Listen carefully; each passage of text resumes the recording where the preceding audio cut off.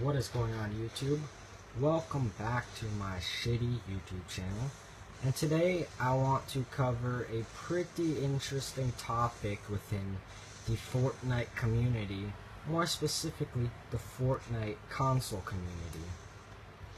Now, what I want to bring up is not only is keyboard and mouse fair and legit to people who play with a controller, and how people who are playing console can in fact get almost the same advantages that keyboard and mouse has.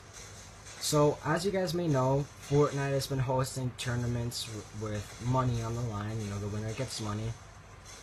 In the most recent one, Fortnite did end up doing an investigation and found out that he was doing nothing wrong. Epic Games, the creators of Fortnite, they don't have a problem with keyboard and mouse on console. They say it's fair because anyone can do it. All you need is a keyboard and mouse, and for PS4, I'm pretty sure you can just hook it right up to your console, but on Xbox One, you do need an adapter. Now, this gameplay that you're watching today is July 24th. And the update came out earlier this morning, and Fortnite tweeted that Playground will return tomorrow, the 25th. So, taking advantage of that, practice your building. That's what I gotta say. That's what I was doing in this game. Just landing in Railing Woods, hoping I got a good drop and a good circle. And I got looted up just, to pretend, like, yeah, someone's shooting at me, So, one advantage that keyboard and mouse does have is, one, is obviously key binding. You can make it so, if your hand's really big, you guys should know what key binding does. And that and the insane accuracy of everything with aiming, precision with building, sensitivity with mouse is way greater than you can use, even upping the sensitivity on a controller. So in this gameplay you can see I'm just practicing building. That's just what I was doing. But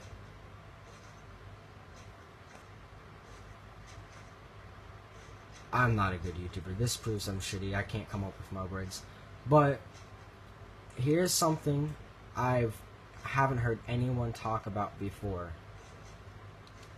Everyone says keyboard and mouse is unfair and shouldn't be allowed on console because even with somebody using Build Pro, which I'm using in this game, I'm practicing with it, can't compete with it. It's just too fast.